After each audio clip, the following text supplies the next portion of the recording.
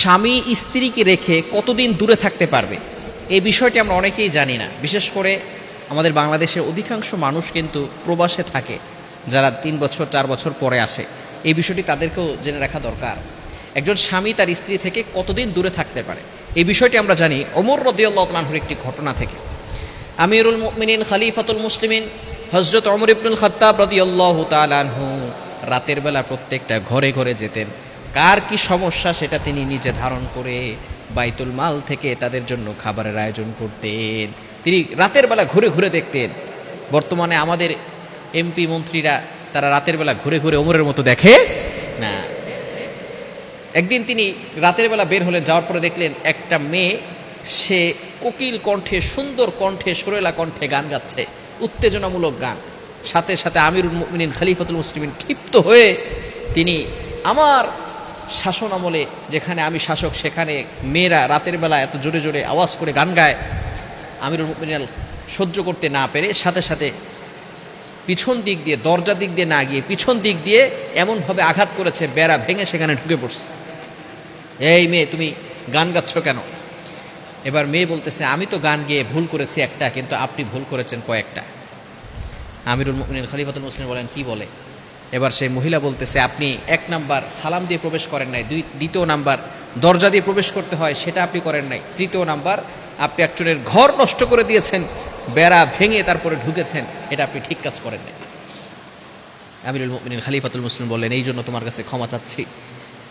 এবার আমিরুল মুমিনিন খলিফাতুল মুসলিমিন বললেন, কেন তুমি গান গাচ্ছ? বলে, আমি গান গাচ্ছি, এই এলাকার যে শাসক ওমর, সে আমার স্বামীকে সেনাবাহিনীতে পাঠিয়ে দিয়েছে, যার কারণে আমার স্বামী আমার কাছে আসতে পারছে না। কত বছর হয়ে গেল আমার স্বামী আমার কাছে আসে না। এবার আমিরুল মুমিনিন খলিফাতুল মুসলিমিন বলছেন, বিষয়টি তো সত্যি, আমি তাকে এক যুদ্ধে পাঠিয়েছি, সেখান থেকে অন্য যুদ্ধে পাঠিয়ে দিয়েছি, অন্য জায়গায় সে চলে গেছে, সে তার ওয়াইফের কাছে আসতে পারতেছে না। এবার আমিরুল মুমিনিন খলিফাতুল মুসলিমিন বাড়িতে গেলেন, গিয়ে তার মেয়ে হাফসা রাদিয়াল্লাহু তাআলা আনহা তাকে জিজ্ঞেস করলেন, একজন স্বামী স্ত্রীকে কতদিন রেখে দূরে থাকতে পারে, একজন স্ত্রী কতদিন দূরে থাকতে পারে তার স্বামীর থেকে? আপনারা কি জানেন, হাফসা রাদিয়াল্লাহু তাআলা আনহাও কিন্তু নবীজির স্ত্রী ছিল, অর্থাৎ আবু বকর সিদ্দিক রাদিয়াল্লাহু তাআলা আনহু নবীজির শ্বশুর ছিলেন এবং ওমর রাদিয়াল্লাহু তাআলা আনহু নবীজির শ্বশুর ছিলেন। ওমর রাদিয়াল্লাহু তাআলা আনহুর মেয়ে হাফসা রাদিয়াল্লাহু তাআলা আনহাকে নবীজি বিয়ে করেছিলেন। যেহেতু নবীজির সাথে থেকেছেন, এই বিষয়টি তার জেনে রাখা দরকার এবং জানা থাকতে পারে। এজন্য আমিরুল মুমিনিন খলিফাতুল মুসলিমিন তার কাছে জিজ্ঞেস করেছেন কতদিন থাকতে পারে। তিনি 4 আঙুল এভাবে দেখিয়েছেন, 4 মাস। কত মাস? 4 মাস। এবং হাদিসের ভিতরে এসেছে, কোরআনের ভিতরে এসেছে, আল্লাহ তাআলা বলে দিয়েছেন, লিল্লাযিনা ইউলুনা মিন নিসাইহিম তারাব্বুসু আরবাআতি আশহুর, যে 4 মাস পর্যন্ত তিনি দেখতে পারেন। এজন্য অবশ্যই কোনো ব্যক্তি যদি তার স্ত্রীর কাছ থেকে দূরে সরে যায়, তাহলে সর্বোচ্চ 4 মাস পর্যন্ত থাকতে পারবে, 4 মাসের বেশি থাকতে পারবে না। যদি 4 মাসের বেশি থাকতে হয়, স্ত্রীর কাছ থেকে অনুমতি নিয়ে থাকতে হবে। বিশেষ করে প্রবাসী ভাইরা যারা আছেন, অবশ্যই স্ত্রীর কাছ থেকে অনুমতি নিয়ে তারপরে সে তার স্থানে থাকবে, সে বিভিন্ন দূরের জায়গায় যাবে। তবে অবশ্যই 4 মাসের ভিতরে প্রত্যেকটা স্বামীকে তার স্ত্রীকে সময় দিতে হবে। যদি সময় দিতে না পারেন, ভরণ পোষণের দায়িত্ব করতে না পারেন, তাহলে তাকে ছেড়ে দেন, তাকে তালাক দিয়ে দেন, সে অন্য জায়গায় বিয়ে করুক, সেখানে শান্তিতে থাকুক। আপনি তাকে তালাকও দিচ্ছেন না, ধরে রাখছেন, তো এই মেয়েটা তো পরবর্তী সময় পরকীয়ায় লিপ্ত হবেই।